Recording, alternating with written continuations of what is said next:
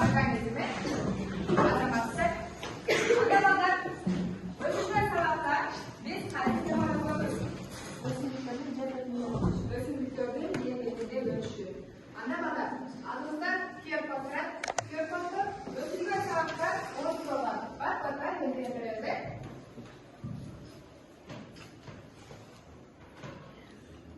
Bitti mi? Demek qancha surov? 7 surov turadi. 7 surov, 8 surov turadi, 7 surov, 5 surov turadi. 7 surov turadi, 5 surov, 9 surov turadi. 7 surov, 9 surov, 6 surov turadi. Sizda 7 surov, 8 surov turadi. Azamatlardan bu temani yaxshi tushunganlik bildiradi. Anlamadan bu haqda tamayinlaymiz. O'z joyidan biz nima tushunamiz? Nima tushunamiz? Ko'ramiz. O'z joyda qo'zi qarindilarda. Nima? Qo'zi qarindilarda qo'zi qarindilarda Qo'ziqarni qanday yerlarda o'stirasiz? Qanday yerlarda o'stirishni? Dada. Qo'ziqarni global maylis. Global mayslarni biz nima uchun qo'ziqarni so'rashimiz? Demak, bizning temamiz xalqaro qo'ziqarlarda dars temani. Bizning temamiz xalqaro qo'ziqarlar. Bizning tarafdor maqsadi qo'ziqarlarning yaratishlari, qo'ziqarlarning nesliga foydasi, qo'ziqarni ishlatish, yana o'yin turi, qo'ziqarni kamera shakari qo'llanilishi yana qo'ziqarni loyihasi ma'lum ekan. Andamanlar qisqacha video va materiallarni andan sababli o'rganib ketamiz.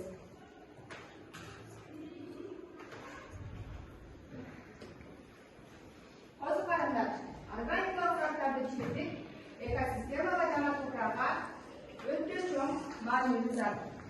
Qo'ziqarlar o'zlarining so'rovlarini bilib chiqarib, so'rovlardan qayrab qo'ziqarlar o'sib chiqadi. O'zlarini uzun jips yapı gifteri var. Al gifteri jiyinlik alıp misteriyini payda qiladi. Misteri ballar. Misteri degan urug' deganni tushuntiradi. Yani ballarda misteri qo'ziqarni urug' deganni tushuntiradi. Qo'ziqarni bizga qanday mayslar? Qo'ziqarni asosan qatori keng yili bo'lib o'tganmiz. Qo'ziqardan biz turli vositalarni qatori qo'llanib, ulardan turli tomoqlarni, turli salatlarni, jana kebablarni saqlab qoladi. Janadaga qo'ziqarni qanday mayslar? Bu ziyon bo'jaklari bor. Qo'ziqarning ziyon bo'jaklaridan ular organizmga uğur kelib, o'limga duchor bo'lishi mumkin. Biroq ma'lum foydali o'joqlari o'ta ko'p. Foydali o'joqlardan misol meditsinada penicillinlar, yana immunitetni ko'taruvchi detokslar garantiralar. Demak, eng birinchidan immunitetni ko'tarib, ikkinchidan den sovuqda qon aylonini yaxshilab, yana psixikalik jihatdan eng yaxshi yordamchi bo'ladi.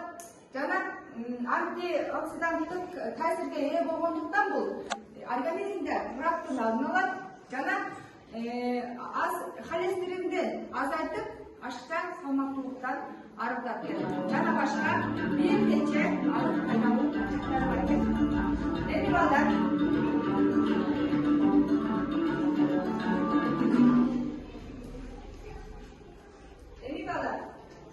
o'shulada qo'ziqarni meslarga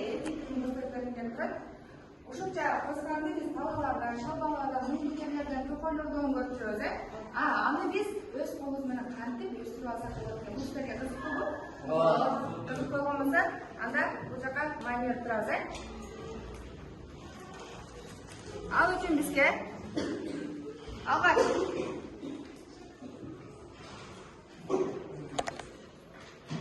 kun qaramaning keraksiz qalığı var. Kun qaramaning qalığı, apilka jig'ashda maydalangani, gipsni bilasiz. Gips nima? Гипс деген эмнеде? Гипс жана шелуха деп коебуз. Тактанын керексиз калыбы керек болот. А биз буга чейин ойлойбуз да, козу карындар топуракта эле өсө берет деп ойлойбуз, а эмне үчүн каалаган топуракта козу карын өспөй атат? Эмне үчүн дарактар өспөй атат? Эмнеге дегенде ал жерде өсө даракка жакын дарактын сыртын кабылып ушул кургап калган жайгандарды же болбосо демек козу карынга ошондой жагымдуу шарт керек. Ошол эле ушул жерде баса белгилеп айтып кетейин. Эмне үчүн козу карындар дарактардын астында өсөт дегенде, ал ошол дарак менен симбиоздошуп, ал даракка пайдалуулугу бар экен. Симбиоздошуп дегени экөө жакындашып деген маанини билдирет. Демек, козу карын дарактын астында өссө, аны менен симбиозга ошол өсүмдүккө керектүү минералдык заттарды жана суунун келишине бир топ жардамчы боло алат экен. Бул жака маанилеп карап турабыз. Бул козу карын орусчасы шампиньон деген козу карын. Бул базарда базар баасы да жогору, мунун сапаты да жогору болуп эсептелет. Ал эми бул 5-чи деген бул кыргызчасы өспүрүм козу карын деп аталат дагы. Бул козу карынды биз бул өтө кеңири тараган козу карын болуп, баасы дагы элдин талабына ылайык келет да. Эми мен силерге ушул козу карын жөнүндө айтып берейин. Ушул козу карынды биз үй шартында кантип өстүрүп алсак болот экен, Бул козу карынды өстүрүш үчүн бизге идиш керек болот. Чоң идиш керек, бирок мен силерге түшүндүрүү болуш үчүн кичинекей идишни алдым. Мындай бир идишти алабыз. Алып туруп, кайдинки эле күн караманын ушундай таштанды кабыгы керек болот. Күн караманын кабыгын салабыз.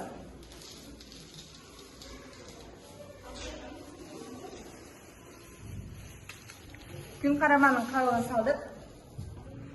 Ага жанагы эле тактанын кабыгын салабыз, Мунун канча өлчөмдө экени маанилүү эмес.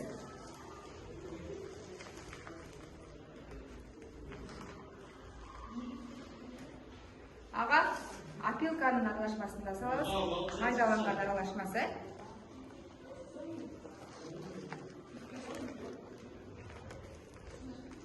Майдаланган аралашмасын салып алдык. Эми буга гипс салабыз. Гипс эмне экенин билебизби? Билебиз, Жөнөкөй эле гипстен азыраак өлчөмдө салабыз.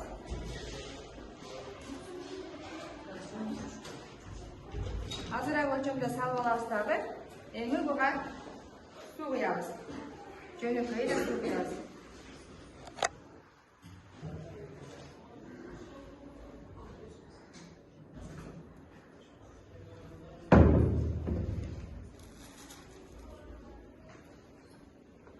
Жакшылап аралашма даярдашыбыз керек болот. Анткени козу карын ушул аралашмада өсөт. Биз козу карынды даяр аралашмада өстүрөбүз. Ал аралашма эмне үчүн жөнөкөй эле топурактан эмес дегенде, бул аралашма өтө витаминдүү заттардан жасалып атат.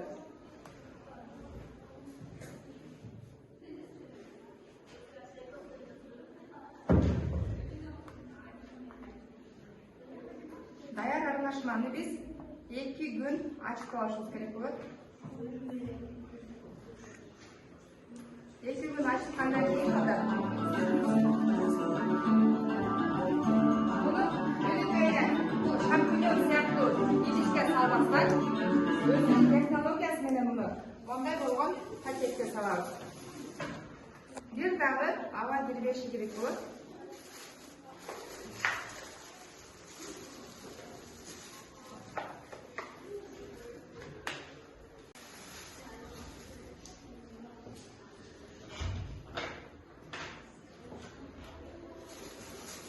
Аба кирбегенде бул жагынан тегерекче менен жаап алабыз.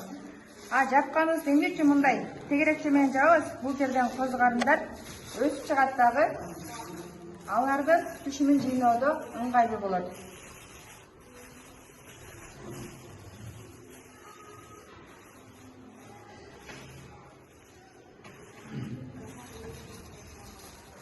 ушундай абалда жасап алабыз дагы.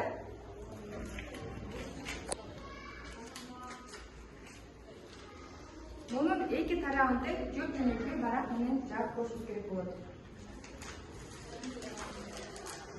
Кантип жаап атканына маани берип турабыз.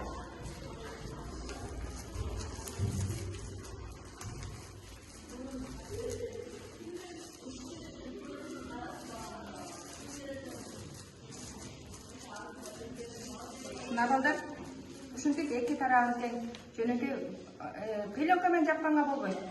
Жабылганда кагаз менен жабыш керек болот. Эми балдар, муну бышырып алышыбыз керек болот. Бул 120 градуста 20 мүнөттөн ашып кайнашы керек болот. Бизге ушундай автоклав деген аппарат керек.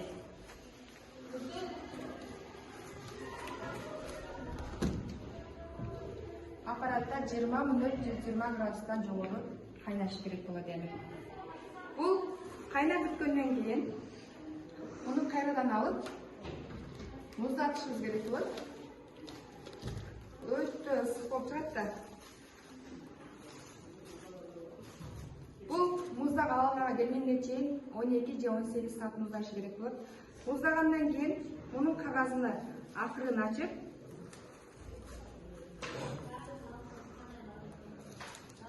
бир аз эле ачабыз да.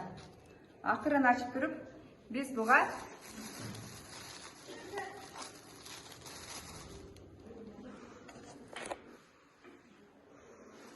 өтө аз өлчөмдө миксерди себишибиз керек болот.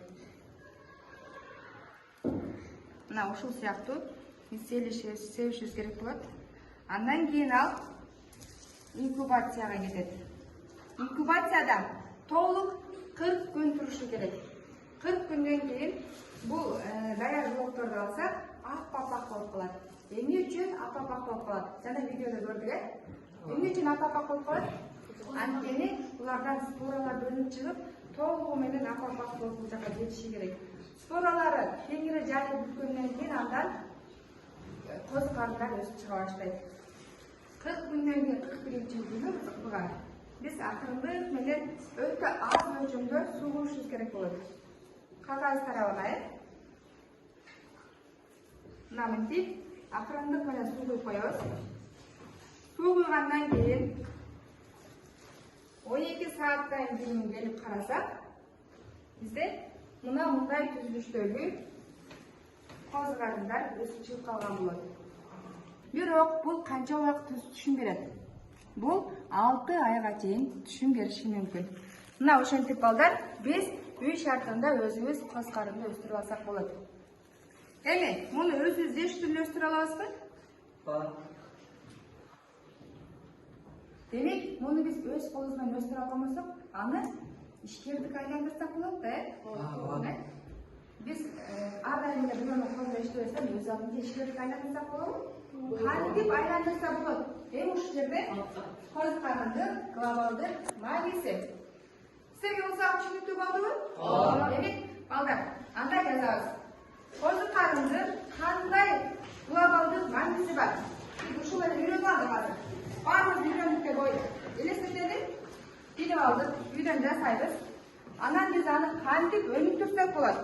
Кандай глобалдык магиси бар?